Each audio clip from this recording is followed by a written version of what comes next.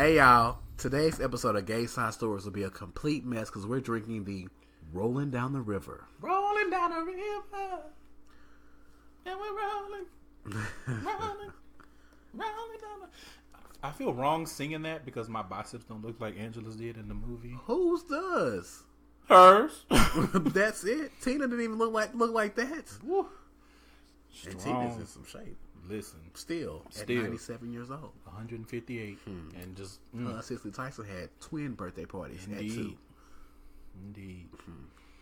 They rolled out some dinosaur eggs and was like, oh, that's my cousin. No, remember when I had that dream about Cicely Tyson and Morgan Freeman, and they was like riding Tyrannosaurus Rex. Oh my god! And on that note, welcome to another week of Gay Side Stories. I am your host Trillificent, and I'm your other host Chelshire. As always, you guys can find more information about us and our show and what we're trying to do at gaysidestories.com. If you haven't already, you can find us on SoundCloud, iTunes, Stitcher, and Google Music Play. Yes. Google Play Music. Google Play Music. Shots. We had shots of rum, so different kind of rums too. Like one we of was them like we was test tasting.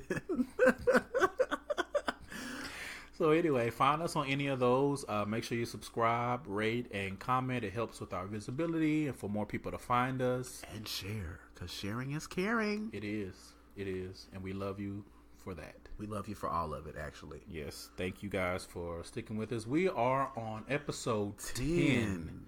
Bitch, 10? Really? We've been doing this 10 weeks in a row? Listen, in a row. I was talking when we were talking before we started recording, I told Chelshire, I said, this is the most consistent we've ever been at anything. Literally anything. Except for our friendship. Right. Because that just goes natural. Trash.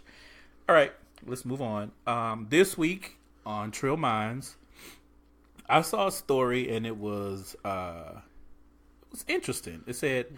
New Mexico may become the 7th state to ban LGBT conversion therapy. Right. So what the article said was that Senate Bill 121, which is part of their Unfair Practice Act, it may be amended to ban healthcare professionals from trying to change a person's sexual orientation or gender identity. Basically, trying to make a gay person not be gay anymore. Because I know y'all not doing it to straight people. Right. Mm-hmm. Currently, New Jersey, California, Oregon, Illinois, New York, and Vermont all have similar policies. Of course. And it said the bill's House sponsor, Representative Andres Romero, said that he had heard from his constituents concerning the bill, and they were worried that it would infringe on their faith. So to that, he said, people can talk about their religion, but they cannot use their religion to try to actively change who someone fundamentally is. So I have a couple of thoughts about this. First of all, I am sick and tired. I am tired and I am sick. Come on with it. Of Christians always trying to say that something somehow is impeding their right to their religion, but it's only when it comes when a marginalized group is trying to fight for their rights. Then they come to, oh, y'all trying to oppress us. Nobody is oppressing Christians. Y'all bitches. Nobody. You are doing the oppressing. I'm Christian, but that... You know, so every time gay people stand up and say, hey, we want rights too. Oh, y'all infringing on our rights. I should be able to refuse service from you to you. Like that Vine. God hates facts. God hates facts. That lady, she spun the fuck out of that. I can't even lie. Hate Retha, the white version. Hate Retha. That bitch hit that note. And my other thing with that is leave children alone. Because this is really aimed at children. And I was reading an article, and the article, you know, and my little write-up will be on the Trill Minds blog on the website. Excuse me. A man was saying, oh, well, you know, I should be able to use this therapy, you know, with my kid. And it's just like, sir, that is a child. Like, why would you put your child through that? Right. He's like, oh, we should be able to choose between regular therapy and conversion therapy. Those are two complete... What are you even talking about? You know, and I was like, that's what you hate. With your pissy ass. You hate gay people so much that you would rather put your child through hell than just love them. Just love your children. Let these children be who they are. Children. They have not figured it out yet. Most children. I won't say always, because some kids know. But most children are just trying to figure it out. They don't know what they're doing. They don't even know what it means. And you trying to throw them in these conversion camps and all this other bull. Leave these kids alone. Leave them alone. We already kids, and I'm talking about we 30. We have enough to deal with. I can only imagine what the children have to deal with. Remember how it was as a child? Bitch. But I'm thinking about the state of things, the economy, all these articles about how millennials this and millennials that. So imagine what it's going to be like for the children, for the children. Right. What is it going to be like when they're our age? Leave these kids alone. They have enough to deal problems. With. Right. Lord so that was that. Again, you guys check that out on the website. Click on if you have any thoughts, tweet them to me or anything like that. Send them to the email. All right, so for our 10th show, I've decided that our topic is going to be... It's actually a mishmash. I was going to make it the coming out episode. But before we do that, what is your school and life for the week, bitch? We got a whole other segment. I forgot. We might have to move the school and life to before the Trill Minds. Okay, my school and life this week. Sorry, y'all. What is my school? Okay, so this week has been kind of a difficult week. One of my best friends is dealing with a loss and a host of other things. So just thinking about that and trying to be there for her and really just when stuff. It was such a sudden loss, and so it really is. You start thinking and you start. Just just start feeling away. Because my friend across from me texted me one day out of the blue and was like, "I love you, friend," and I know my friend. He does text me telling me he loves me all the time because we love each other. We're friends. But I know if he just texts me out the blue saying, "I love you, friend," something happened. Right. Because tell your friends you love them. Right. Unless your friend is Camellia, you just tell her, "Shut up," because she already know I love her to death. So, just trying to be there for her through the things that she's going through. And it was just, and the person that passed, like, I wasn't like a close friend of theirs, but I had met her. I know her. I knew her, and I knew what she meant to my friends. Right. So, I kind of I was in a weird place because it was just like, I just felt like whatever I had reserved for myself, I needed to make it available for my friend. And so it's been that kind of week. And outside of that, I've been playing Sims 4. That game is such trash. I need to get the Sims 4, maybe. Listen, I want a Nintendo Switch. I think I might buy one. I think I saw somewhere someone saying they trash, but we'll have to talk about that. But you know how I am with Zelda, so I know how you are with Zelda and Nintendo, and it just that just fits with me. So I was playing. Let me tell you, I was playing Sims 4, and I have this gay couple, and the gay couple actually kind of ties into the next part of my school and life. So I was like, okay, I'm gonna have my little gay couple. We're gonna go out to eat with our friends, and let me tell you, because when the people die in The Sims 4, the camera zooms to them and it forces you to watch them die. To watch them die. Oh no! And so my camera zoomed, and I was like, "Here we go." But then it zoomed again, and then it zoomed again, and then it zoomed again. Like 4 people in the restaurant died at one time. 3 of the waiters. It was just their time to go. Oh, wow. Because they do this thing, the camera zooms on them, and then they start waving to heaven, I guess. Okay. And I was like, "Here we fucking go." 4, and then I looked and I started panning around. It was 4 of them bitches on the ground. Oh wow! 3 of the waiters and 1 of the cooks. So then it takes forever for the Grim Reaper to come because he got to show up, and then he got to check his list, and he got to check it fucking twice. Come on, Santa. And then he got to, then he reaps them. So it took forever for him to do that. But not only, and they force your Sims to watch. Like, you can't cancel it and go do something else. You have to watch the people die and be reaped. And I was like, this is extra. 4 people? And so then after he was done, and I put all the urns on the bar. Not on the bar. On the bar. So then you would do in real life. No, I wouldn't. I don't like urns. I don't like that. So then the Grim Reaper, he starts talking to the waiter like, "Hey, what's up, dude? I saw that video you posted. I was like, what the hell? Bitch. He was like, "Oh, I guess he off work. He went to talk at the bar and have him a motherfucking drink." And I've also been reading Harry Potter. I'm, getting back into reading, and I don't know what it was. I think it was someone I follow on Twitter that just made me want to reread the series. And then the other thing is, I've really been thinking about what it is that I want to do next creatively. Mm-hmm. So I've been doing some soul searching there. I'm going to leave it there for now. Mm-hmm. I don't want to talk about it just yet on the show. No problem. But we talked a little bit about it. Yeah. I mean, Chelshire knows. You guys will know eventually, but right now I'm still in the phase of trying to work it out. Mm-hmm. So, with that being said, what is your schooling life that I forgot about this whole segment? So, my schooling life this week, y'all, I have been dog motherfucking tired. Like, I've been Marcus tired. My dog name is Marcus, if y'all don't know, because you're listening. His dog's name is *IS. That's Mark is. Just so you know. I think you're the only person who calls that symbol a mark. Well, I couldn't find another symbol that I could use for a mark, so I used the asterisk for the mark. Mm-hmm. But I've been working. Whenever I see his name, I feel like, okay, let me look for the footnote. Like, like what are you fixing? What's the issue?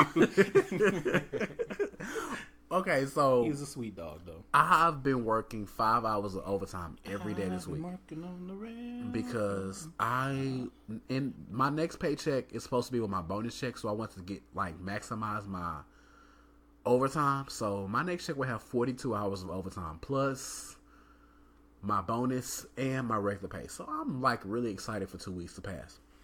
Anyway, so I've been really dog tired. Like, I've already been dealing with my tooth, so I've been taking pain pills all day. And then I come home and my body has been like, bitch, you are too old for this shit. You need to come home and go to sleep. You need to play with your dog. You need to eat. You need to cook. And I've been eating like bullshit and coming home and I'm tired. I've been going to bed at 9 o'clock and waking up at 6 o'clock and going to work from 6:55 to 7:55 p.m. Monday through Friday. Every day this week I've been at work. So I've been dog tired.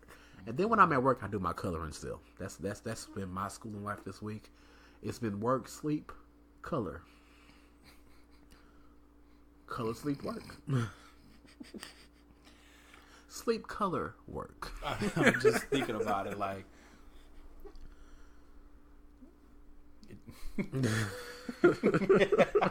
I'm just trying to think what element of that is helping you get through the week. Like, you doing what you got to do. Well, the sleep has been helping me because I've been we all sleep. Well, no, I've been getting extra sleep because I don't sleep that long. Like, I've been sleeping at 9 o'clock, waking up at 6 o'clock, and then I'll be at work and I'll be halfway asleep, and then my body has been tired. So this weekend, I just been asleep.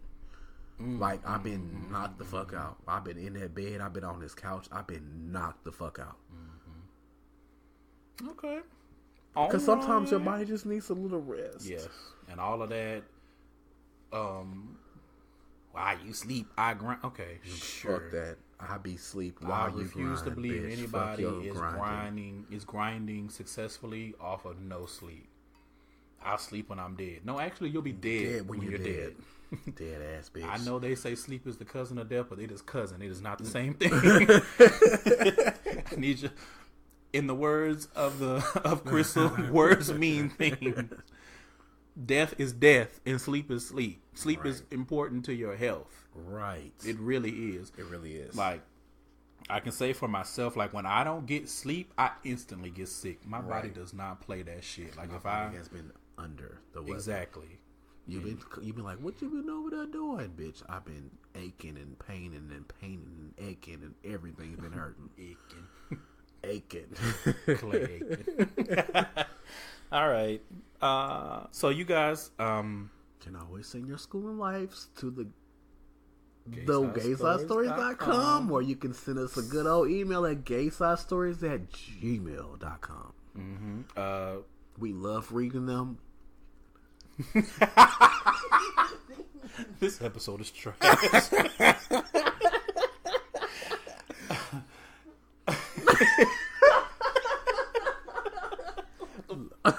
Let's just move on. This first part of the show, I don't know what the hell happened. It's been a mess. It's been a complete mess because we've been drinking the Roland down the river. Right. And I'm shocked. Actually, I dedicated that drink to my cousin because his middle name is Roland. I'll tell him later. Listen, his birthday was this week. He turned 30. I need to get my life together because this is like the third week in a row that I forgot about the school. Right. I need to get my life together. All right, let's move on. So, okay. Back to what I was saying 7 minutes ago. Right. This week, I've decided that this is going to be... I've named it the Parent Trap. The Parent Trap. The Trap of the Parents. At first, it was going to be the coming out episode. However, to this day, I don't really have a proper coming out story. But Chelshire said, well, this story is kind of the same. It's kind of on the same level. Right. And then I was thinking, well, this is like the drama episode. Yeah. But then when he told me a little bit more, or he reminded me, I should say, because I know the story. There for the story. I was like, I'm going to call it the Parent Trap. Yeah, that works. So basically, we're going to be talking about our parents, but Chelshire is going to be talking about his coming out story to his parents. Right. And I'm going to be talking about my non-existent relationship with mine. Okay. Disclaimers, this is probably going to be a very dramatic episode. Please. We might cry. Y'all might Lord. cry. Y'all know I cry all the time. Listen, he cried 25% of the time. Right. We've done the numbers. I hate y'all. But I love y'all. All right. It's like therapy to me. So who's going to go first? You can go first. Because you know mine is dramatic. Mine is too. But you remember. Mine is a different kind of... Mine is more emotionally dramatic. Yours is physically dramatic. Right. Yours is draining. Right. So okay. We'll be draining at the end. All right. So, this story... Ooh. So most of my friends, my close friends, they all know this story. And I'm a little nervous to talk about this. Like, we've talked about it before, but it was on like a throwaway episode, so I'm a little nervous to put this out to the whole world where anybody can come across it. But it's your life. That's the reason why we're doing this show. I told myself it's my life, so I can talk about it. Right, and it's my life. Right. It's my life. It's your life. You can talk about it. I don't even know what you're singing. I don't know what I'm singing. Y'all know I listen to white people music. Something, whatever. Okay, so. Growing up, I was not ever really close to my mom and my stepdad. And it just kind of culminated throughout the years, like culminated. Ugh, God, let me just use regular words. Small words. Because clearly I'm not about that SAT word life. Not after these drinks. Not after these drinks. So, growing up, you know, like we never were close. We never had a good relationship. It was just kind of like, you know, these are my parents and I'm here. What it is. And growing up, I always thought that the way our relationship was, we were not going to have a relationship when I was an adult. And call it a premonition or whatever, you know, Miss Cleo ain't got shit on me because it was true. So let me tell y'all what happened. The older I got, when I was in my early 20s and I was living at home, me and my parents were at each other's throats. Like, we just did not get along. I don't know what it was, what their issue with me was. If it was, you know, I was not doing the things that they wanted me to do. My life was not the way they had planned it out. I don't know what it was, but we stayed at each other's throats. Let me rephrase. They stayed at my throat and I stayed out of the house and unbothered because I'm like, I don't have time for this. Like, I need to get myself together, get my life together. So really, I mean, and up until that point, like I said, when I tell you we were at each other's throats and they were at my throat, like me and my stepfather have had physical fights on more than one occasion. Right. And part of it was when I was a teenager, I was meek and I was timid, and my mother is the exact opposite. She's very loud and boisterous. But the thing is, we have the same personality, except that she's loud and I'm not. Right. Where she's loud and she's just gonna say the first thing that comes out of her mouth on her. Oh God, I can't talk. I'm already getting emotional. Come on, let's get some tears out of Trill this week. No. So, where she's loud, she says the first thing that pops into her head. You know how I am. Right. I'm more methodical. Mm-hmm. So when I speak, what I say is what you mean. Is what I mean. It's right there. And if I say something that cuts to the bone, then I meant to cut to the bone. He tried to cut your motherfucking ass. I meant to cut through the bone. And it just depends on how you take it. I love him as my friend.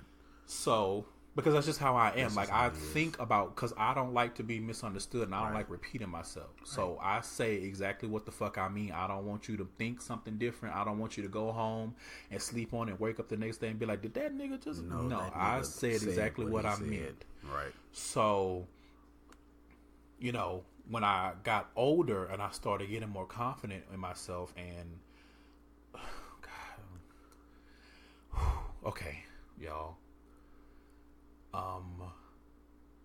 Really what it was is when I got out of the psychiatric hospital. Mm-hmm. So what happened was I was in college and I was going through, like, I was so depressed in college. I mean, I had already been depressed, but it was just something about being in college and not having my parents over my head that just made it worse.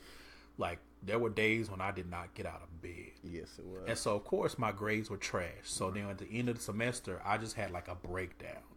And I didn't want to go home. I wanted to kill myself. I just wanted it to be over. But it was one of those things where you feel like that, but you reaching out to people. So it's, you know, when you think about it in hindsight, it's, you know, they call it, it's like a cry for help. And maybe it was. I don't know. I know at the time, I just didn't want to deal. Right. I ended up being committed. Yes. And I could not find him. And I was terrified. Nobody could find me because they made me go to Austin, to a psychiatric hospital in Austin. And all of that, I mean, it was a whole ordeal. I got out, and when I went home, my parents let me sit for a couple of days, and then we had a talk. And, you know, they said some things and I said some things, and basically I was just like, look, and they gave me the choice. They were like, do you want to go back to school? And I was like, no, because it's not working. There's no point in me going back to school, and y'all already always on my case about all the money that you have spent sending me to school, so it's just not a good idea for me to go back to school. And they like, oh, well, you know, that typical parent thing. You can't stay here and not work, whatever. Chelshire over here blowing his damn nose and shit. I'm sorry, y'all. And not in the crying way. Kind of, sort of, because I remember all of this. I was there. Right. So no, I was really there, like, for real. So after that, you know, I just was trying to pick up the pieces and put myself back together, and, you know, something just changed in me, and I was like, you know what, I'm not taking no more mess. I've been through so much. It's already hard enough being me. I can't take no mess from nobody, parents included. Right. And after that, it was just like, we just were not on the same page. Every little thing, like, y'all, when I tell you, I was going to work, I was working 2 jobs at one point and going to school full time. And me and my parents were constantly fighting. But it was about stupid shit. Like, trash. My stepdad would be like, well, you didn't take out the trash. Mm-hmm. And I'm like, I've been out of the house for 17 whole American hours. What do you mean? Why didn't you take out the trash when you filled it up? Or you have a whole nother son. Mm-hmm. He can take out the trash. Sure we can. The chores are his. Like, I'm an adult and I'm paying bills. The chores go to him. Like, I'll do stuff if I'm here. Right. I can't be in 2 places at one time. I can't take out the trash if I'm at work.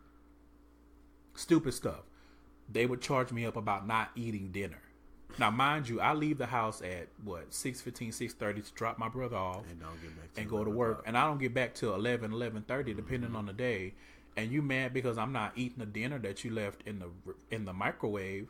I do what anybody would do. I wrap it. I put it in the refrigerator. I figure somebody can take this to work for lunch the next day. Well, what? You don't want to eat the food? You too good to eat our dinner, sir? No, I just haven't been here. Why would I not eat before I got home? Jobs. So it was stuff like that. And, you know, I've never been like the type to go out. We would have an argument about me not going out. Mm-hmm. Then I go out. Then we have an argument because I stayed out too late.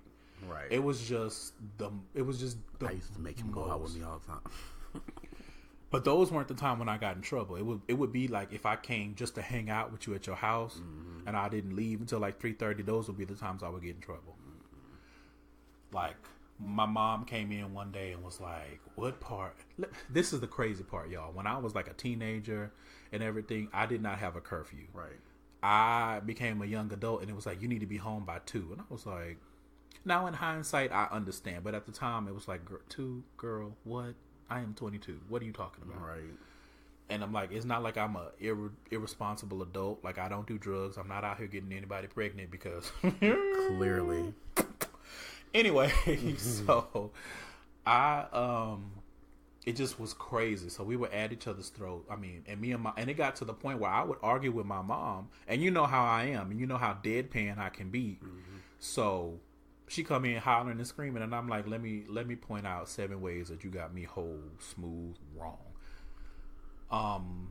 And she would get mad because you know how I am, and it's very seldom that I lose an argument. If I decide to engage, that means I'm bringing out the verbal yappa on that ass. So moving along, I mean, we just were at each other's throats all the time over stupid stuff. It was just like, I don't know. To this day, I don't know what the issue was. And so it all came to a head Mother's Day weekend in 2008. I was going out of town. I was going to Austin with my friend Dion, which I'm sure he's going to look around when he listens to this at work. He told me that last week. God damn, am I in every story? Yes. You are, Dion. You are. So, we were going out of town that weekend. We were going to Austin. And the reason that I was going to Austin is going to be for another episode. But anyway, so we were in the car. We were still in Houston, but we were getting ready to head out of town. And my stepdad calls.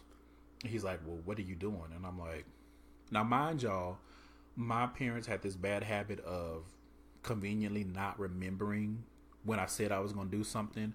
So it got to the point where I would email them at work and be like, I don't want to hear that you didn't know. And they would be like, well, why don't you come talk to us? Because you don't ever remember anything. I put it in writing and you respond, so I know that you knew. Now, if you forgot, that's your problem. Like, I'm not a child. It's not for me to be constantly reminding you that I'm about to do something. So I was like, we getting ready to go out of town, like I told you previously. Right. And he just went ballistic. He was yelling and screaming at me on the phone so loud. Like, my friend Dion was in the passenger seat looking like, what in tarnation? And he was just like, oh, so you ain't gonna tell nobody you going out of town? Mind you, we ain't even out of town yet. Oh, so you just fuck us, huh? You don't give a fuck about us. And I was like, what? And he was like, and so whatever he said, he hung up in my face. So after that, I was pissed. And I was like, okay. So I didn't talk to my parents that whole weekend I was out of town. And went through all this stuff. So I ended up getting home really late. I think I got home at like 2 or 2:30. I think I got home at 2. Pretty sure it was before. It may have been a little after 2. Whatever. So when I got home, they had set the alarm for intruder. So when I opened the door, the alarm went off. And, they had to wait for the people to call.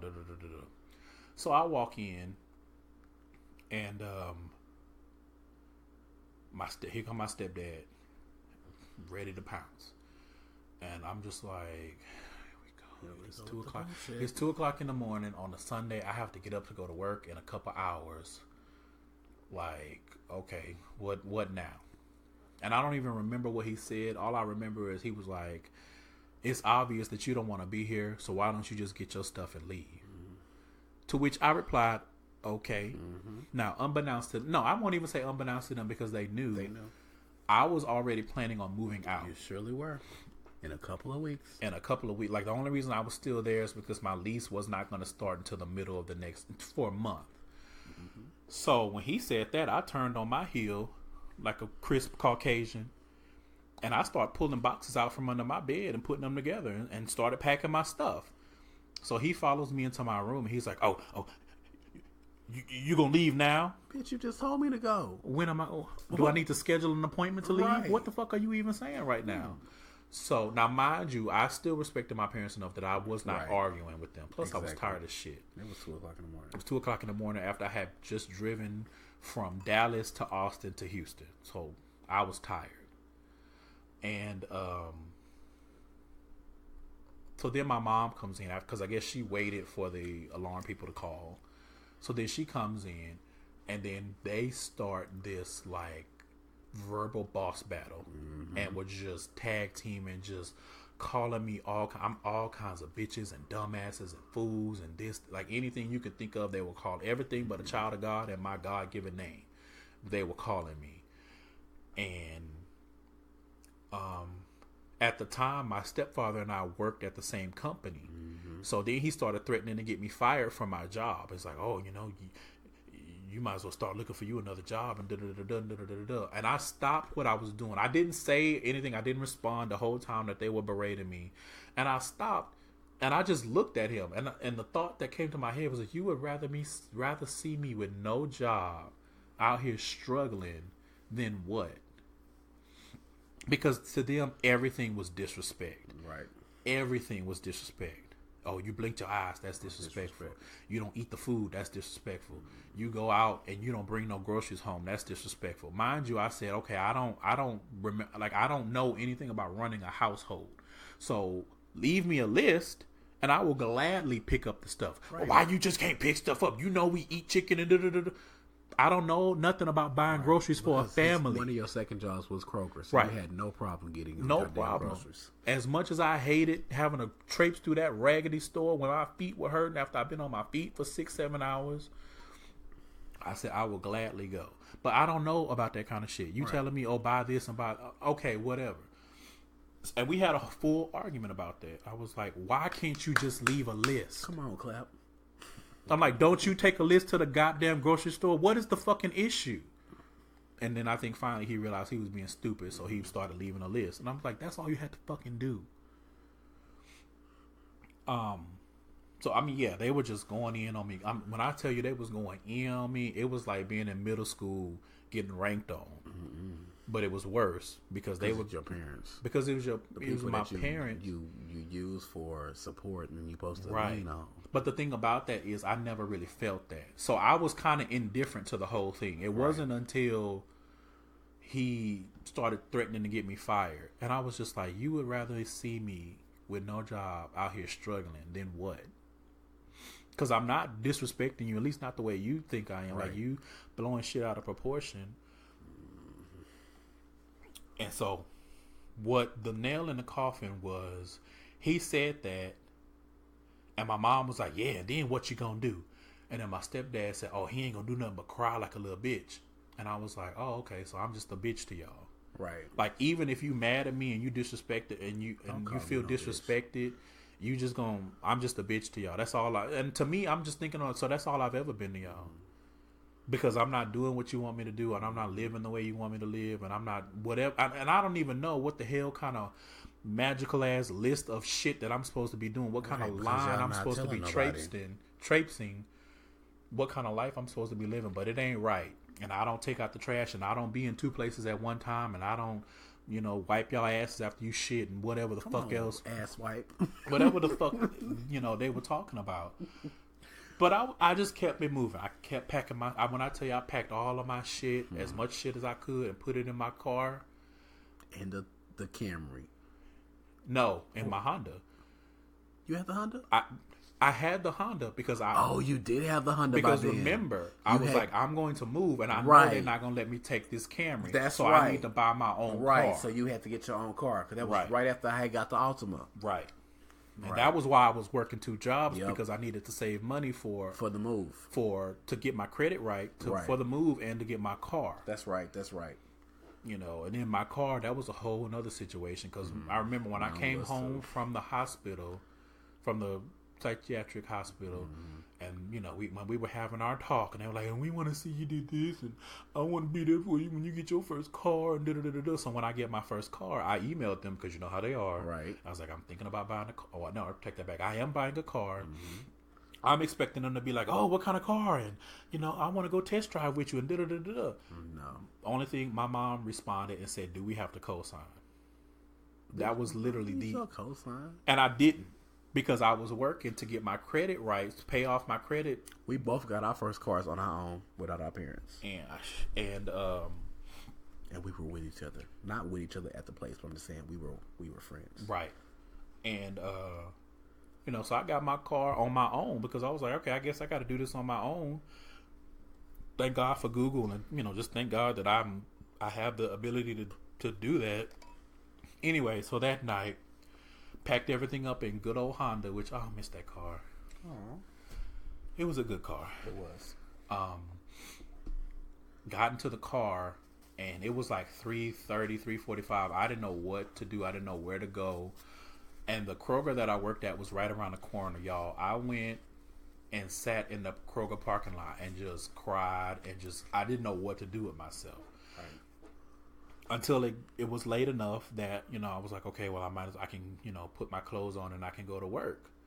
And I don't know if whatever, that's not important. So after that, I went and I stayed in a hotel. Mm-hmm. And it wasn't until I told Chelshire, he was like, well, where are you? Right. And I was like, I'm staying in the Red Roof Inn. No, and he was like, no, what we're not going to do. We're not going to do today. He was like, what you going to do is bring your ass to my motherfucking house. ass to my apartment that I just moved into. And I had just helped you move into that apartment. Right. And mind you, y'all, for anybody that knows Houston, I was driving from Sugar Land all the way to 1960 and 45 to help him move. To help me move. That's my friend. That's what I would do. Hopefully a lot of y'all would do that for your friend. I know it's far, but be real friends will do that kind of shit. Right. And so I was, so thankful that he, offered to take me in. And, it was only for a month until my lease kicked in. And I stayed with him for that month. He did. Now, y'all would think that the story would be over there. Not quite. So after I left, my stepfather started harassing me via text message. Yep. Like, when you watch Investigation Discovery or one of them forensic file shows and the people be like sending harassing text messages and shit, that was my stepfather. Like, he was literally harassing me for months. Mm-hmm. He texted me on my birthday, and I'll never forget that because we were sitting in your living room. Right, because I felt the kind of way for your birthday because I wanted to have like a party at the apartment. You don't even know this. I had went and got Raising Cane's. I got a thing of chicken, like the pan. I was like, you had your friends come over, and then you went to David Buster's without me. I did? Yes, and I felt so bad. I don't even remember that. I was so mad at you. Oh, I was mad at you. I don't even. Like, honestly, I called Jeremy. I was like, this bitch left me, and I done bought this fucking chicken, and he went to David Buster's without me. I was hurt. Listen, but I love him to death. So. I don't even remember. The only thing I remember from my birthday that day is we were sitting in your living room, and all of a sudden, you were like, "What's wrong with you?" Right? Because it was just like a stark change in my behavior. But we were laughing, and all of a sudden, you just went like not even sad, but like it was just weird. You was like melancholy, and it was because my stepfather had texted me and was like, I took the day of my birthday off. It was like on a Wednesday or Tuesday or whatever. Right. He texted me and was like, oh yeah, I hope you've been looking for a job while you skipping work and shit. Your days are numbered. And it was just like you would think that we were mortal enemies. Like, he was treating me like my name was Ryu and he was fucking M. Bison. I was like, bitch, I'm not Chung Lee. Like, why are you treating me like this? Like, I've already left your house. And that continued until I finally changed my number. Right. So some years went by, and we were still working and it was funny. We were working at the same place, and he was working part-time on the project that I was on. So the stuff that I was doing, I needed stuff from him, and he was being so petty, he would not give me the stuff. So the project manager came to me and like, why is this not done? And I was like, because such and such has not given me what I've requested, and I've requested it multiple times. The project manager had to go to him and make him give me the stuff that I needed to do my work. Childish experience. So, listen, it was so bad. Like my brother is 8 years younger than me, who coincidentally I also don't have a relationship with anymore. But they were super close. We were super close. Really, like me and my brother were the way me and Chelshire are now. Actually, we were even closer because we were brothers and we grew up together. Right. Even though we had a big gap between us. And I have a brother like that too. So. And you know, I was getting it from him. He was just going off. I can't hang out with my brother, and I have to sneak to talk to you, and this is ridiculous. And I'm like, you need to talk to your parents about that, right? Because I'm not the one who told you not to talk to me. They did. So move forward. I don't know if it was the same year or if it was the next year. My stepfather came around not Valentine's. What am I talking about? Fuck that. Thanksgiving. Oh Lord. And he came in the room, and I worked in a big room, and I had two other women that were working with me, or two other women, like I'm a woman too. Come on, hey, ma'am. Hey, ma'am. Hey. And so they instantly was like, okay, something not right, because I didn't even acknowledge. Like, he came to my desk and was like, can I talk to you? And I was like, I mean, I guess. Y'all see his face. His like, shit ain't That's how it felt, because before we had the falling out, like we would be at work and my stepfather would be wilding out. Like I went down to talk to him about something, and I had told them that I was moving out, and I was moving with a friend of mine that she used to be my friend. She was a white girl that I knew from college, but she was real. We don't talk about that. So my stepfather just went off, and he was like, and I don't understand how is a man gonna live with a woman and he ain't getting no sex, and how you living with this white girl, you don't know what she gonna do, and I'm like, bitch. She know me better than y'all do, right? She been better to me than y'all have, right? You know, but like all of the prejudice came flying out, and I was like, you need to tuck that shit in. Tuck it in, bitch. So when he came, so it was funny when he came to me and was like, can I talk to you? And I was like, okay. Let me think about it. I mean, I guess. You should see his face, y'all. I should have took a picture or a video, like a small video. So he was like, you know, he said something stupid like your mama would really love to see you, or your auntie invited you for Thanksgiving, whatever. I don't even remember if I went. I think I don't know. I think I talked you into going because you wasn't going to go. Listen, because I don't. Right. And you know me, I'm so dramatic, and I'll be dramatic, and you're forgiving, and right. I'm not. I'm super forgiving. You could probably shoot Marcus, and I probably will forgive you after 35,000 years. Because if you shoot my motherfucking dog, I'm gonna shoot your motherfucking ass, bitch. Whereas me, if you sneeze and I don't like it, then I don't got mad. Fuck with you no more. Don't fuck with my dog. You did. I don't know where that came from. Ain't nobody messing with that dog. They better not. They not. How could they? Never mind. Let me not say that. He locked away. Stop interrupting me. His ass locked away like Cinderella. So, I went and I tried, but my thing was, they wanted to act like nothing happened, right? And I don't operate that way.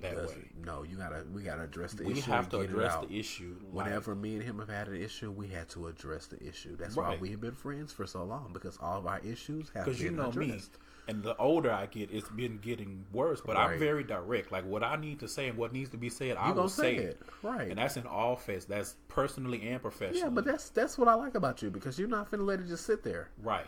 So after that, I was like, oh, I'm not about to do that. So I pulled back away. So some years passed. I didn't talk to them. Me and my brother kind of fell off a little bit. And then when this is getting to be a long story. Sorry, y'all. When he was graduating high school, right, he did not invite me. Right. And I had been waiting for him to call me and be like, what's your address? I'm going to send you the invite. Or at least tell me, hey, I'm graduating on this day. He didn't tell me when he had his signing day, because he got a full scholarship to Rice for football. Right. He didn't tell me about that. He told me about my mom told me about the get together. So imagine my face. This is my brother who I helped raise. Like I changed his diaper, fed him applesauce. Like me and my brother were so close. Like I was a teenager. Right. And we would just go to the mall and hang out. Like that's how close we were. And you know, most teenagers not trying to hang out with their little siblings. So imagine my shock when I get to my parents' house and my cousin has taken all these pictures, and when I tell everybody and their mama was there but me. Right. I'm looking at him like, you only related to these people through me, through my biological father, and they there, but nobody thought to tell me. You. And so when he invited me to the party for his celebration for his graduation, but not his actual graduation, and I don't know if it just caught me at the wrong time, but I shut everything down. I changed my number again. I deleted every presence that I had that they could find me. And then that was it. Yep. That was what, 2011? Years passed. Randomly, random as fuck, my brother finds me on LinkedIn. Yep. And he's like, oh, text me. So we talk a little bit, but not really. And then he gives my number to my mom and my aunt, which pissed me off because I don't like people giving, I don't like people knowing my information. I sure don't like you giving my information without my permission. Don't give nobody his number but Beyonce. If your name ain't Beyonce, I ain't giving you my friend or Blue number. Ivy. That too. Really, anybody in that in circle. that circle. Even Kelly. You can give Kelly his number. I love Kelly. You can give Michelle his number. You can give Latoya or Latavia. No, bitch. I listened to Birthday. That was the first time they actually sung Everybody Had a Part. On Birthday? Yes. On the Destiny Child CD. Yes, everybody had a part because Latavia was doing the it's yeah. That's not a part. But Latoya had her own little verse. Kelly had her own little verse. Beyonce had the whole song. Latoya didn't have no part in that song. She did. Anyway, I had to listen to that song 5 times on my way home yesterday. Anyway, so my mom texted me for my birthday, and I was like, I guess, girl. By this time, I'm in therapy and everything because I had been carrying a lot of anger. Yes. I was so angry, y'all. I was having nightmares of not even nightmares, dreams of getting into it with my parents, fighting. Yes, scrapping like Mortal Kombat. Right. That's how upset I was in my spirit. And so I said, okay, this is going to be the year I'm going to try. And, but I was like, it's going to be on my terms, and I want to work it out in therapy before I even try to talk to them. And then I got bombarded by that. I met with my aunt, and she was like, oh, your parents, they miss you, and your mama be crying, and da-da-da-da-da. And I was like, because I know my mama. She'll be crying.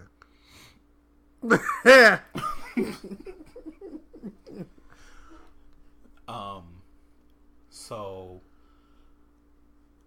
I decided to reach out to my brother because my brother and I were so close, and I did miss that, and so I wrote him this long email. And I wrote an email instead of just talking to him because I needed to be able to get everything out. I needed to be able to think on it and really shape it to be the way I wanted it to be. So he got it, and he texted me and was like, I really appreciate it. But it was either a text or he emailed me back, and we talked about a lot of stuff that we had both been holding on to. And he was like, just do it for me. Go to mom and daddy house. Which by this time I'm like, she my mom because she gave birth to me, but that's not my daddy. Too many lines have been crossed there. That's not my daddy. So I went to their house for Thanksgiving. And he improved his relationship with his actual father, y'all. Just wanted to let y'all know that. Well, that's another story for another day. I love your daddy. So I went to their house for Thanksgiving, and it was late. It was after I had left my biological father's house. And we were sitting there, and it was so raggedy. We were sitting there like strangers, where you working at now, and what you been doing, and how's your stroke on your golf game? It was just so weird. And before that, my friends Trill Inc. can tell, I was freaking out. Yep. Was it that? No, it wasn't that. I just kind of decided. I just went. And then when my brother, his birthday is right before Christmas, so he decided he wanted everybody to. He doesn't live here. He lives in LA now, but he came home and he decided for his birthday, instead of going out and doing something, he wanted everybody to come to the house and celebrate. So I was freaking out because this was family. People I have not seen, mind y'all, I had not seen any of my family in like 7 years. And I was freaking out like, I don't but when I went and I did that and I went to my cousin's house for Christmas when they were going to be there, and when I tell you I came out of that like, and it was like a weight lifted off of my shoulders. Like, I'm okay. Yep. And it wasn't because I forgave, because I don't forgive. I forgive if you deserve it. Right. What I do is I come to grips with it, and I come to an understanding, and I say, okay, I have to accept what happened and move on. Right. But I don't forget. Like, you don't deserve my forgiveness. He the one that's not behind that door on Mother Love Show. Sure not. If I am, it's with a gun. Forgive or forget, this bitch forget. No, he don't forgive or forget. Because he be like, bitch, fuck that door. Forever. Forever.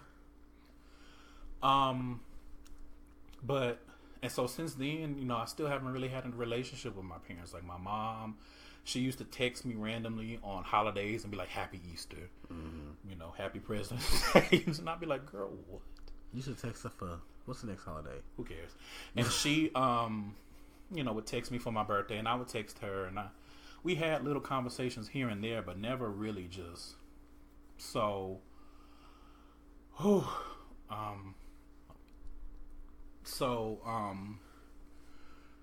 And you know, during this time, this is when I was traveling back and forth to Alaska, and I was doing a lot of personal. Like, I was like, I think that was the year I was like, I'm going somewhere every month. Yes, and you did. A trip a month. And you did. And, you know, just having dry conversation with my mom, my brother. Most of the time, he would not text back, or he would send me, and he would be like, yo. And I would be like, yo. And then that would be it. You know, so, and then it got to the point my mom, she started texting me, and she would be like, it's time to get the family back together. And I'm like, what the hell does that even mean? Cicely Tyson. Like, girl, you ain't Irma P. What's in my face from Soul Food? What you talking about? But it would be like, it wouldn't be like, it's time to get the family back together. We need to meet and have a family meeting, and we need to sit down and talk and work this out. It would be your brother's graduation party. You need to come, or you need to show up for this. And so then it was like deja vu, y'all, because when my brother graduated from college, I had been waiting for him to be like, this is when I'm graduating. You know, here's an invitation. I'm going to send you an invitation. Nothing. And then I get this invite via text message from my mom. And it just so happened that I was already going out of town.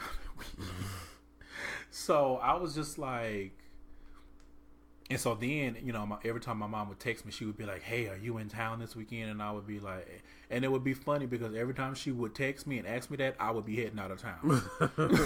Like, for real. Like, for real. Like last year when me and Nikki went to New York, she texted, and it was on a Wednesday, she texted me and I was like, I'm heading out of town. Just left Jennifer Aniston at home. I did. Because usually when I travel for an extended period of time, she will go and take care of him. But that time we were both gone. He's fine. He's fine. Jennifer Aniston is his cat. Because his cat looks just like Jennifer Aniston in the face. He doesn't, but... He does.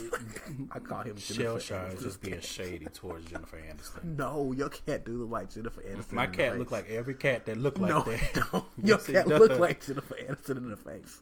No, what you're saying is Jennifer Aniston looks like a cat. That's what you're saying. That's her own issue that we ain't got nothing to do with. Because my cat looks like any other cat that looks like him. He literally looks like every other domestic medium-haired cat.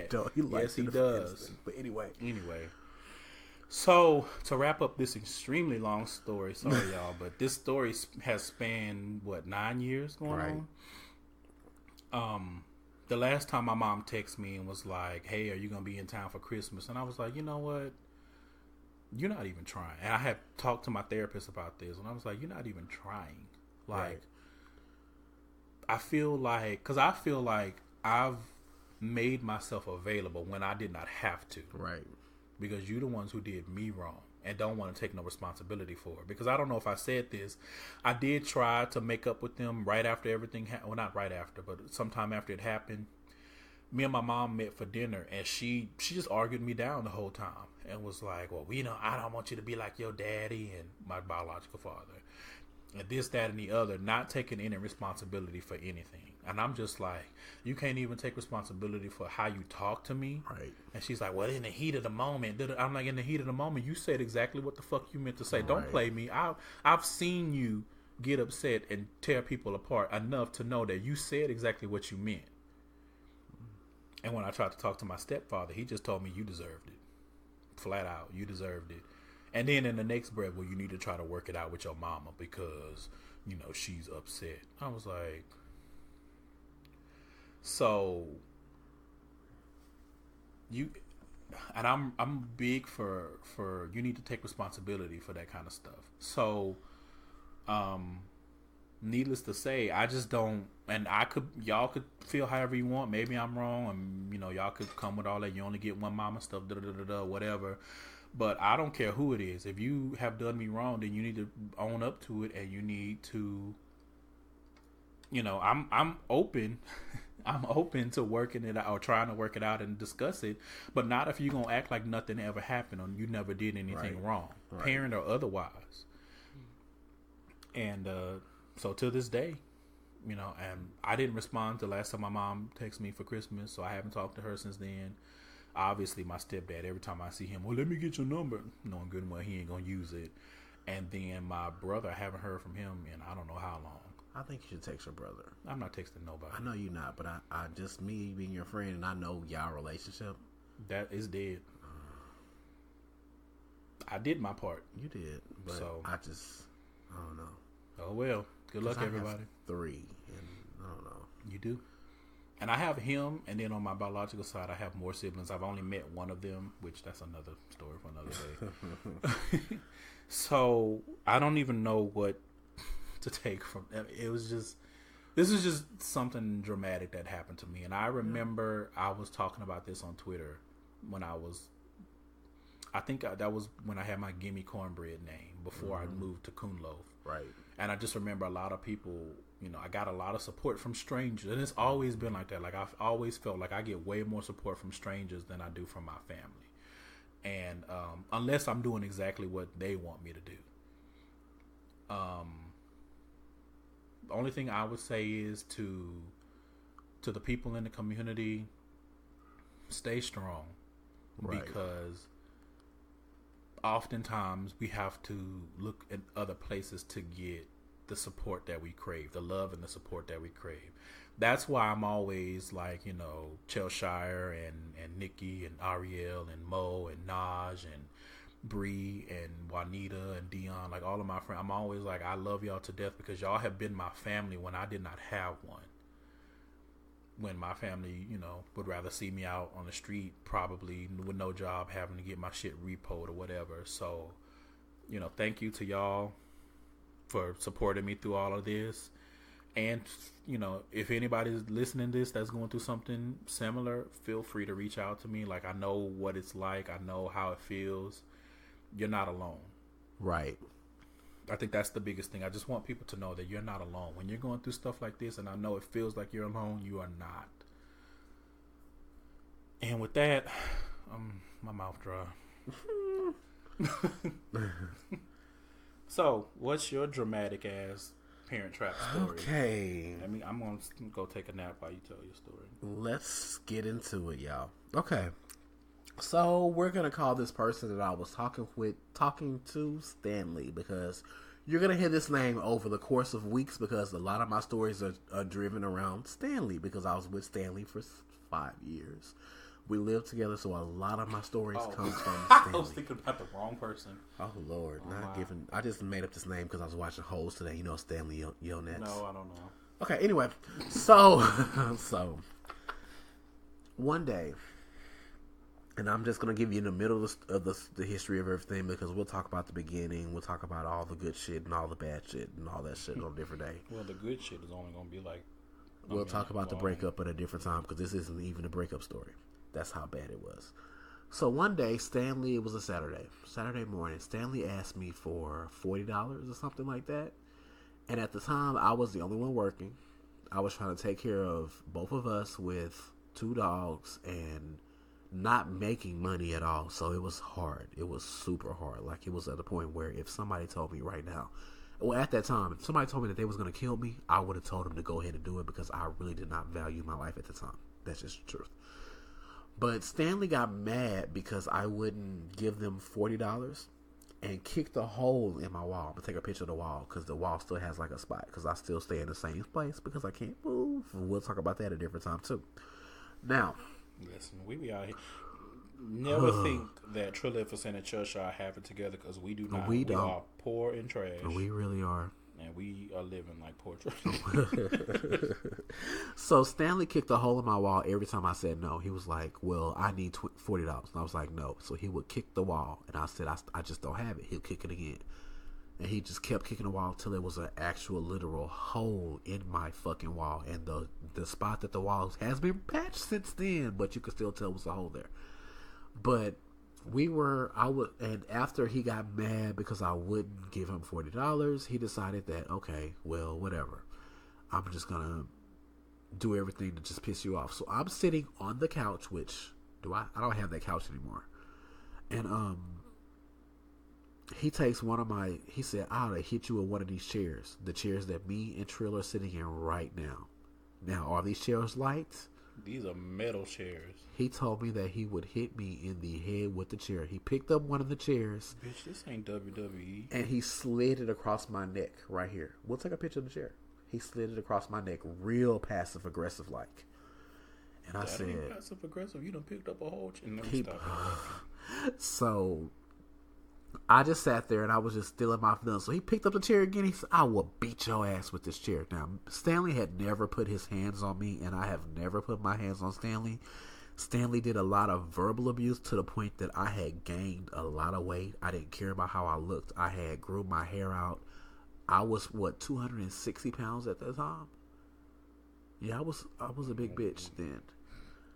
Just because, and it's not like, it just wasn't me. You know what I'm saying? Like, I took pride in the way I looked before that. And at this time, I didn't care. I didn't care about shit. Like, I really didn't care about nothing. I took showers, and that was it. Like, my hair was me washing my hair and walking out the house. I didn't comb it. I didn't brush it. I didn't do shit but just be me. So, the second time Stanley took that chair and slid it across my neck, I felt a kind of way. So, I jumped off the couch. And I just started punching the fuck out of Stanley. We were fighting in my living room like cats and motherfucking dogs. We were going at it. Punch after punch after punch after punch after punch after punch. Like, everything that I had felt for months, like, I hated my life at the time. Like, my friends don't know. I was like at the point where if somebody would have really did something to me, I would not have cared, because I did not value myself at the time. I didn't care. I was like, fuck everybody, fuck the world, fuck all of this. I slept with a knife under my pillow. Like, I hated myself, and that's just not me. Now, point of reference, this was after y'all broke up, but he was still living with me. Mm-hmm. Right. Okay. So Stanley and I, we're dog fighting in my living room. And he's punching me and I'm punching him, and we're in the corner behind you by the door. And I got him in the corner. I'm just punching him, and he's just punching me, and I can't punch him in the face because I don't know. I guess I really cared about him to the point that I would stop myself before I could hit him in the face. But I had a lot of opportunity to hit him in the face, but he punched me in my face and broke my glasses in my face. So that lets you know that the love was not mutual on both sides. So Stanley says, "You lucky I don't have my shoes on." So my black ass, I let him put his shoes on. As soon as that second shoe hit that second foot, I started punching again. I was like, "Bitch, we gonna fight today. All this fucking animosity I got for you, I'm getting all this shit out." So we fighting and fighting and fighting, and then all of a sudden we just stopped. It was like it wasn't nobody here to break it up. We just stopped, and he left, and I go downstairs. And I sit, and I don't know why I went downstairs, but I'm just downstairs by that tree. And one of my best friends, her name is Tanya. She lived directly across from me. We stayed directly across from each other. Like, if I went on my balcony, she could talk to me because we were facing each other. She stayed in the apartment directly across from me. Tanya hits me. She's like, "What's wrong with you? Why you out here?" And she looked at my face and she saw I had a black eye. And she was like, "Jamie, what the fuck is going on?" So I tell her that me and Stanley just had a fight and we had never fought before. And she's like, "What the fuck is going on?" So she immediately called who? My mom. Now, me and my mom, we have the best relationship in the world. It's like my mama knows everything that's going on with me. Because when I was younger, I lied to her like when I was 6. And she was so mad at me that I decided I would never lie to my mama again. Like, I would either not tell her what's going on or I would tell her everything. Well, she called my mom and she's like, "Jamie needs you. Just come to the house." My mama got to my house in less than 5 minutes. Mm-hmm. Like, she got here quick. And I don't know where she was coming from, but she got here motherfucking fast. She teleported. Like, pretty much, because my mama got here quick. And she comes out there, my best friend's out there, and she's like, "Jamie, tell her." And she's like, his mama look at me, she's like, "What the fuck is wrong with your face?" Mama is a cusser. She don't play them games. Mm-hmm. She's like, "What the fuck happened?" I was like, "Mama, it's just been a lot. It's been," because my mama hadn't really seen me, because I had been hiding from everybody. Nobody knew what I was going through. Nobody knew what I was dealing with. They was just like, "Something's wrong with Jamie because he's not talking to us, but he won't tell us what's going on, so he just like missing." Like, I would go to church every Sunday. I didn't go to church no more. I wasn't at family events. I wasn't seeing nobody. I wasn't talking to nobody. I was just away from everybody in the world. Like, I didn't have a cell phone at the time. I didn't have a house phone. Only way that you would talk to me is if I emailed you. Mm-hmm. Or sent you an instant message. And that was only when I was on Wi-Fi. Or if I was at work. So mom was like, "Well, what the fuck is going on?" Mom, she's a cusser. So she was like, I was just sitting there outside crying. And she was like, "What is going on, son? What is the problem?" And then my best friend's in her car. She's like, Tell her what happened. Tell her." And she's like, "Just tell her." And I'm just like, I can't tell my mama, because my mama at the time, she didn't know that I was gay. Well, she knew. She didn't know. We never talked about it. So that's not the same. Before you knew it, she's like, my best friend, like, "Just tell her, Jamie. Just tell her. Just tell her." And in dramatic Tyler Perry form, I just bust out with the "I'm gay." That's exactly how it came out of my mouth. I would never forget this day. So mom was like, "Well, duh, I knew this." Exactly. And I was like, "Oh." Like, it was like a whole different, like, I was able to breathe. And she was just sitting across from me like, "Son, I'm your mom. I'm close to you. I know what you are. I've never not knew. Like, I've been around you your entire life. You're my child. I know. I don't care."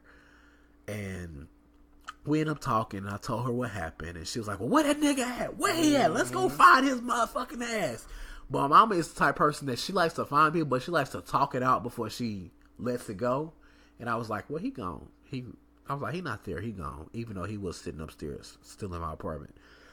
And she was like, and my mom was finna walk up these 3 flights for no reason. So she was like, "Okay, well, I was going to try to talk to him and see if y'all could still make it work. But if that's the case, well, fuck that nigga and this and that." So, Lord. So we talked about it. And she was like, "Well, I'm just going to tell you, son. I'm your mom and I care about you dearly. I just don't. If somebody fuck with you, they fuck with me, and I will beat they motherfucking ass. My mama really will whoop y'all motherfucking ass if y'all got a problem with me being gay." And we talked about it. I just caught that. And I'm not realizing playing. You saying that for a specific reason. Because right. And we had our moments. And my mom, I know she loves me to death, and that was the end of that part of it. Now, that's just the first half, because I have a mom and I have a dad. So, me and this fool are still living together. We're not together as a couple. I'm sleeping on the couch in the apartment that I pay rent in, and he is having a good night's rest in my bed. Yes, I'm stupid. Go ahead and say it. I'm cool with it, because I know I was. All my clothes are in the dining room, and I'm getting dressed for work, and I'm riding the bus with a truck that I'm paying a note on outside. But I'm riding the bus so he can use my car to do absolutely nothing because he is not working. And he was doing something. And he's going to school in my truck. But that's a whole nother gay side story for a whole nother gay side day. Well, my other best friend decided that he was moving to Houston because he just didn't feel like something was wrong with me, but I wasn't telling him. And he was like, I need to know what's going on, so I'm moving to Houston. So he moves to Houston. But his mom also moves to Houston, so they both live in an apartment on the south side. And his mom is moving back to Atlanta. And he's like, well, my mom moved to Atlanta, I'm supposed to be living with you. That was the whole plan, which it was the plan. Well, I tell Stanley, hey, you got to move out because my best friend is moving in. And Stanley pitches a fit. He tells me I'm not going nowhere till the school year is over. I said, but we're not together. He said, I don't have nowhere to go. Mind you, get out of my house. Mind you, Stanley's entire family lives in Houston. Entire family. It's not like he from Detroit, Michigan, and I'm the only person he could depend on. So he's like, I'm not moving out or whatever. And then I guess it clicked in his mind, and he was like, well, if I move, I'm taking both of the dogs with me. And I'm like, wait a minute. What? You taking who? Where? And I don't know what clicked in my mind. So I was like, you taking what? He's like, I'm taking both of the dogs, so you might as well get ready because you ain't going to have shit when I leave. And then I'm going to get you kicked out this apartment. So I became a black mom. Do y'all know I grabbed both of my dogs? I had them on my hips like babies. I had Diavi on one side and Hawk, that was his name, Marcus' old name before. I grabbed both of them dogs, walked down these 3 flights of stairs, got in my truck that I paid the note on, and by this time, my friend Tanya, she moved from right across from me to down the street to another apartment complex. She moved to a townhouse. Because remember, I don't have a cell phone. I drive to Tanya's house, and Tanya's like, well, what's wrong? I said, I need to call my mama. I don't need to call nobody. I just need to call my mama. She was like, well, what's going on? Do y'all know? I called my mama, and I was crying. Like, I'm talking crocodile tears. I don't know what else to do. And I just called my mama. I was like, Mama, I don't know what to do. I'm stuck. This boy won't leave my house. He won't go nowhere. He telling me that when he leave, he taking my dogs, and I just feel like I don't know what else to do at this point. My mama is at church. It's a Tuesday. They had Tuesday night service or whatever you want to call it. And my dad's a preacher. She told him we gotta go. My parents made it from Acres Homes to 1960 in 10 minutes to my friend Tanya's house. They said, we going to your house and getting this boy out your house. Well, my mama said, my stepdad don't know what's going on. He just, because that's just him. He just, whatever mama say do, he gonna have to do because that's his wife. And vice versa with her. And they've been together for 22 years. Wait, no, I'm 33, so Jacoby is 23. So they've been together for 24 years. And she's like, whatever. So they come with me. We all in 3 different cars. My stepdad's in his Benz, my mama's in her Expedition, and I'm in my Lexus truck. We drive down the streets to my house, park our cars. I have the dogs in the car. My stepdad is in the front, my mama's in the middle, I'm in the back. We walk up these 3 flights of stairs, and my stepdad he don't know what's going on, but he in the front. He's like, he walks in the house and he say, hey, I'm Reverend blah blah blah. I don't know you, but you need to get up out my son's house. You need to leave. Get out. And right down Stanley is like, what is going on? Because Stanley thought that I was just going down to my friend Tanya's house to tell her what's going on, but I didn't. I went down to Tanya's house to call my parents because I'm in a way right now. I don't know what else to fucking do. So Stanley is sitting here like, what the fuck is going on? I'm not going nowhere. My mama, Lord, my mama, she pulls out her knife and said, you getting the fuck out this house today, bitch. And then Stanley's like, I'm going to call the police. You pulled out a knife on me. And Mama's like, well, call the police. You want to use one of our phones? I don't have a phone. One of their phones. And he was like, are you serious right now? Mom was like, yeah, I'm serious. You finna get the fuck out of my son's house. You gotta go. And Stanley's like, I'm not going. He was like, he started to pack his stuff, but he's not packing his stuff. Mind you, my stepdad don't know what the fuck this is going on. So he's like putting 1 and 2 and 3 and 4 together. He's like, wait a minute. Jamie got a whole nigga living in here? What the fuck is going on? So then his mind clicked and he was like, oh my God, my son is gay.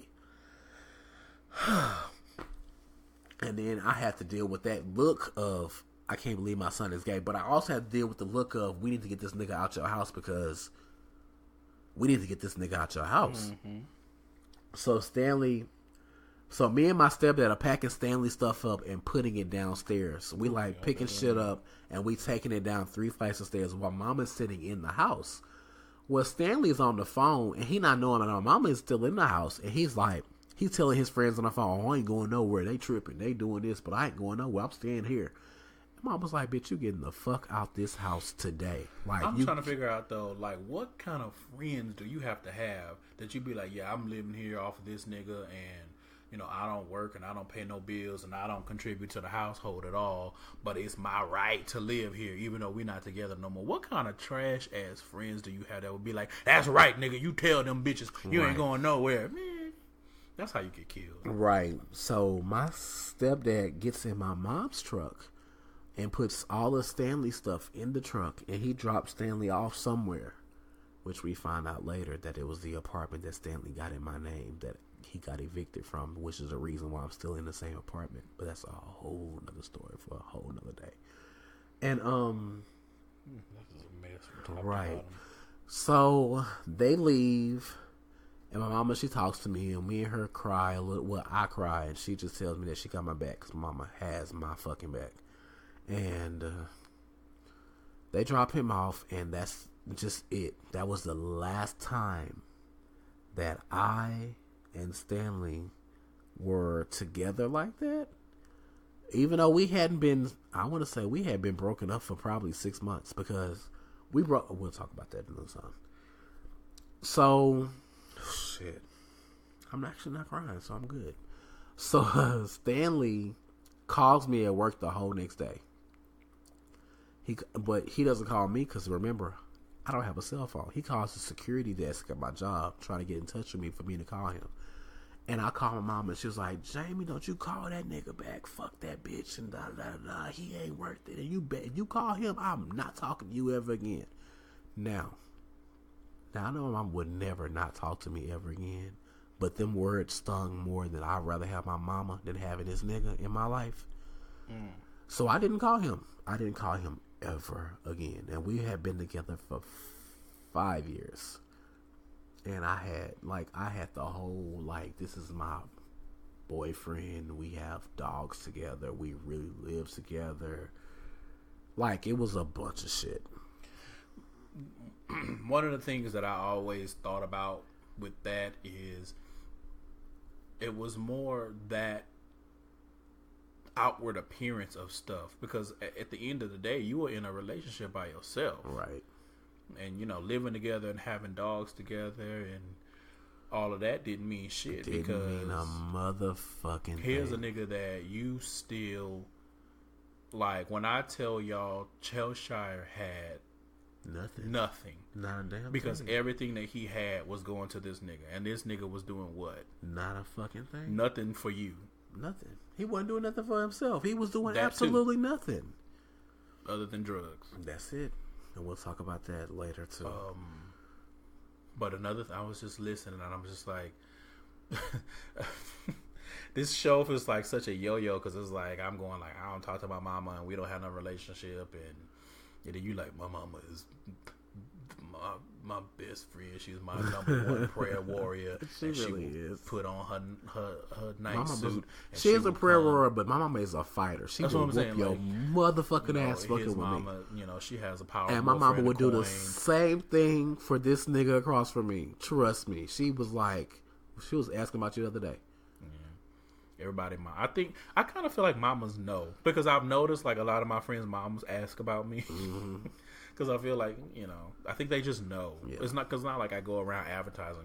I don't talk to my mama, but she doesn't even know that story. But I know, but that's what I'm saying, because Nikki mama don't know either, but she asks, and and I just feel like they just know something is off. Yeah, and they feel, and it's just that instinct, like I need to do something. That was this episode is long and just crazy as hell. But this is now I feel kind of bad because I didn't have my story rehearsed. I was all over the place, but that was such a traumatic time in my life. Like I was there. I feel like in these past 2 years is when I finally really have started to put myself back together and repair myself from all of that. But I think your story kind of highlights what I was saying. Like, again, you are not alone. Even if it's not your mama, right? Y'all, you're not alone. Just reach out. Somebody because there was a point in time where I was ready to go.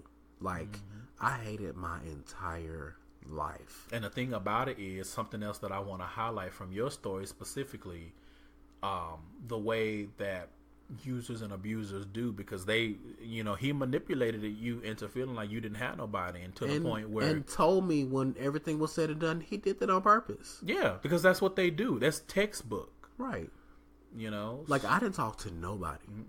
Like if you see me, you would when nobody saw me, because I stayed at home because I was so fat and so ugly and so dirty and so everything. But if you talk to me, I was just like, hey, I'm good. Like, that's how it was. Nobody could call me, so they didn't get to hear my voice, but they only saw like text messages. And you can tell the truth through a text message, and nobody know what's going on because it's a text message or email. And that's how everybody could talk to me. That was the only way. Like, it got to the point where Jeremy, my other best friend, was like, I need to know what's going on. So he bought me a Wi-Fi, like a hotspot. Oh, yeah. And that was the way that people could get in touch with me, was through the hotspot. You had 10 gigabytes. That's it. Listen, it's been, we've been through some stuff, y'all. And I know a lot of people in this, like we didn't even get the worst of it. Right. But, it just goes to show you that you can live, you can survive through this stuff. Like, it sucks that you have to go through stuff like this. Like, cause, with me and my, it took me a long time to just be like, these are people that I felt like would have my back no matter what. Right. And it's so funny because with my shit, like I never came, and my mom came at me like that a couple of times, but I never admitted it. She would be like, it's okay if you gay. But then my stepdad would be like, I ain't raising no faggots, I ain't raising no sissies. And just hearing him to this day, I cannot stand that F word. We don't really use that. Like I don't use it at all. Like that's not a word. And I don't care if you use it, but it's not just something that we say. Don't call me that. And I have my reasons, and you should respect that when people don't want to be called something. That's just like if you going to a girl and bitch this and bitch that, and she'd be like, please don't call me a bitch. Like just respect that, and don't be like, well, I call all my other friends that are women bitches. Well, fuck your other friends, bitch. It's just. I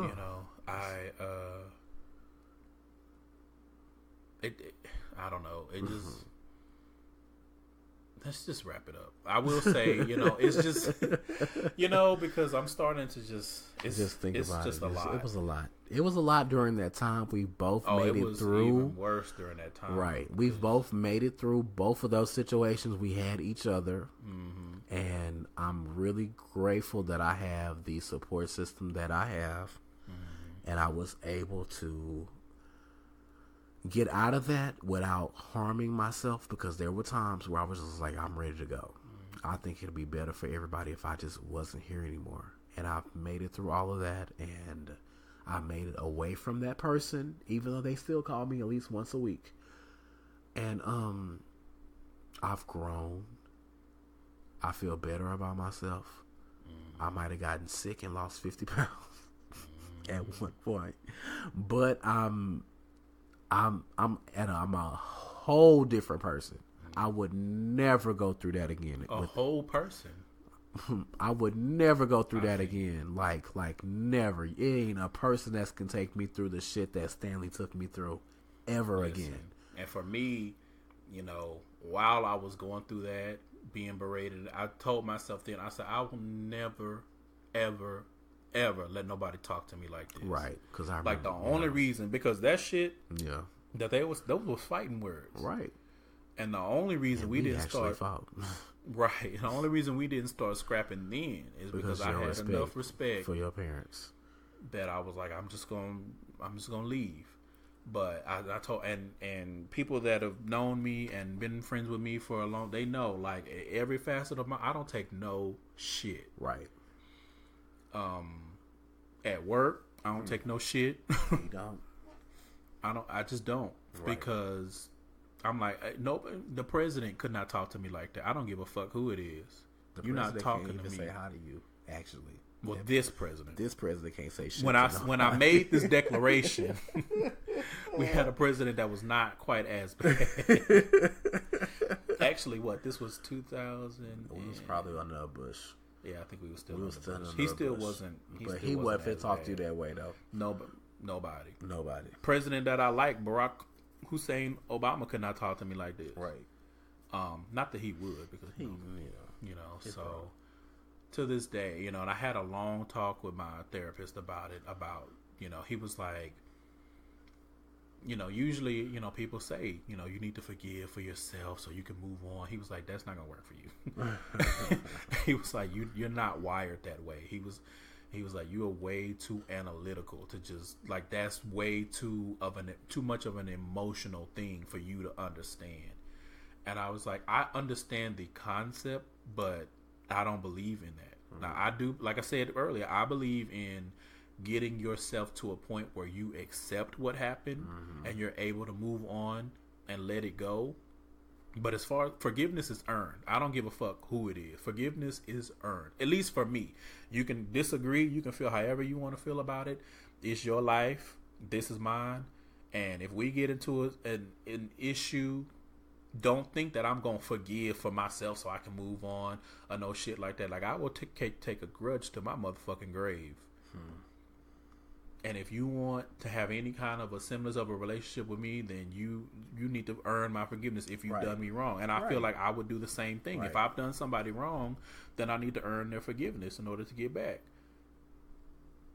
So this has been a very long, tiring and draining episode, and emotional episode. But I think it's important for people to hear that this, everybody goes through something. Right. You never know what somebody has been through, and if you're going through it, right, you can make it. You can make it. I hate to say it like this, but it gets better. Right. Oh, God. I used to hate hearing that. Fucking it gets better. Win. Win. Bitch. Win. Bitch. But it does. It does. It really does. It does. Even now, I feel like I'm in a down, but, still, it's better. So, with that being said, let's wrap it up because I'm hungry. Me too. I want a Whataburger hamburger. All right, guys. So, you can subscribe on SoundCloud, iTunes, Stitcher, or Google Play Music. As we've said before, please rate and comment and share. That's how we grow. If you have a gay side story or some wisdom, if you just have something that you want to say, if you want to just talk, if you need some advice, if you have a suggestion for a topic for the show, you can send those to us at gaysidestories@gmail.com. Or you can do the contact form on the Gay Side Stories website. Correct. You can follow us on social media. We have an Instagram and a Twitter. It's Gay Side Stories. We have a Tumblr. It's the gaysidestories.tumblr.com. And you can find us on Facebook. Make sure you like and share the page. Right. Go to gaysidestories.com for more information. Under the extras header, you can find a link to Bar Chelshire where you can see all of the drinks that we've been having. And there's a link to my Trill Minds blog. Right. Chelshire, where can they find you? They know it. Chelshire everywhere. See y'all there. That's it. Right. Same. Trillificent. Email me, Twitter, Instagram, Snapchat, Tumblr, Periscope, all of that shit. Well, I was going to say, the Chelshire. At Tumblr.com. Just playing. It's just Chelshire. It's just Chelshire. All right. Show. Anything else? No, we good this week. We are a whole hour and 30. We sure are. And we are not going to have shows this long, so don't get used to it. Right. Last thing I will say is, and I think it's fitting for this show, make sure, and I think I've said it before, make sure you protect your walls. And I'm talking about all your walls. Your vaginal walls, your anal walls, penile walls, and your residential walls. And your mental walls. Right. Just protect yourself. you. You see how I had to change my walls after that boy left? Walls. Like, my apartment looks totally different. Since I'm still in the same spot, my apartment looks like a different place completely. All right. Anything else? That's it. All right. I think I'm done. Bye, y'all. Bye.